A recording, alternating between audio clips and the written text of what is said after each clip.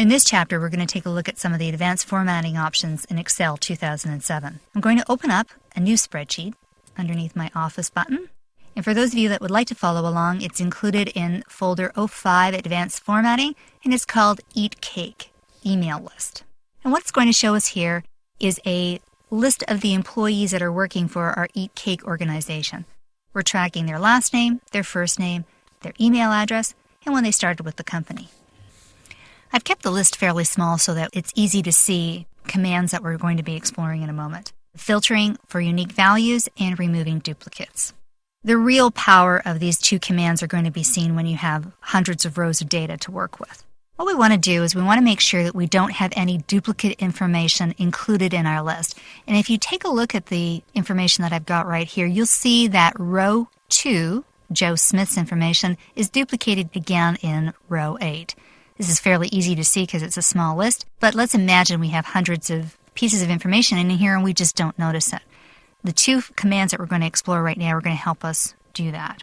When you're checking for duplicate information, it's important to note that every single column of data within that row needs to be exactly the same for Excel to determine that that's a duplicate. If there's anything different within any of the columns, it's not going to show up as a duplicate. So it has to be an exact match.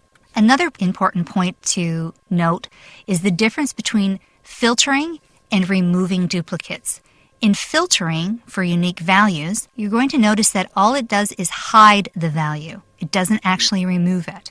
So it just gives you a clean list of information, whereas removing duplicate data actually removes the information from your spreadsheet. So that's a much more powerful command than just filtering for unique values. If you want to cleanse your list, the proper order to work with is to filter your data and then remove the duplicates. And that's exactly what we're going to do. The first thing we're going to look at is filtering for unique values. If you haven't already done so, make sure that you selected the Data tab on your ribbon. This allows you to access the commands we're going to be working with much easier. As well, make sure that you've selected your table by selecting one of the cells within that table. Once you've identified the table that you're going to work with, go over to the Advanced Commands, select that, and you get your Advanced Filter dialog box coming up. It identifies the table that we're working with and the table range, and visually it identifies it by placing the neon sign around the table that we're working on. You have two options. You can filter the list in place, or you can copy the filtered list to another location. And that's the one we're going to start with just to show you how this works.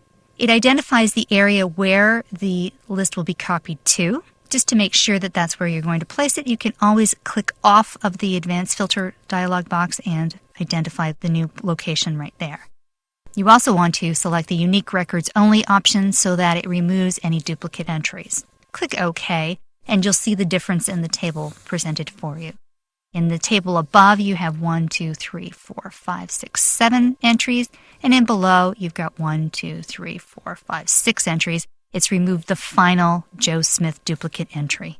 If you wanted to do that same functionality, but do it with the list in place, we'll just repeat those options. You click the Advanced tab, you filter the list in place this time, selecting Unique Records Only, and clicking the OK button. Notice that in this case, it's hidden row 8. It hasn't removed it. It still presents the same information, but it's hidden row 8. If I take a look at my row numbers, I've got 5, 6, 7, no 8, and popped over to 9. That's the main difference when you're filtering on unique values with the information still in place.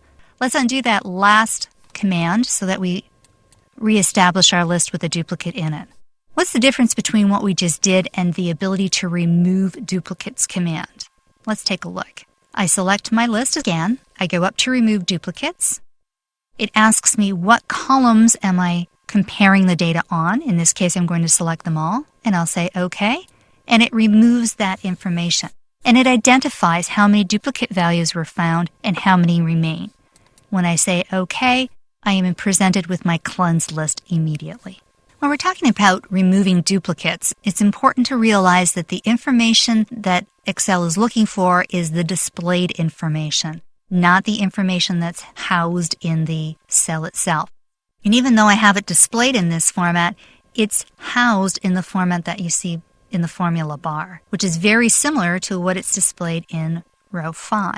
So if I was to look at this, I could see that I have a duplicate entry in D2, D4, and D5. Now, is Excel as smart as me? Let's check it out. If I select this table, I click Remove Duplicates, and I just concentrate on the Start Date column. Check for duplication, and click OK. What does it give me? Well, it tells me it found one duplicate value, but I was really expecting to see it grab two duplicate values. Well, what happened? Let's just click on OK and see. What it did was that it removed the same value that was displayed on the table itself. So it removed the duplicate value for Janice Smith on the start date of the 30th of November 06. It did not remove the displayed value for Frank Doe, even though it is the same date. So the key to removing duplicates is that Excel looks for exactly the same displayed value on the spreadsheet. Let's take a look at advanced filtering in the next movie.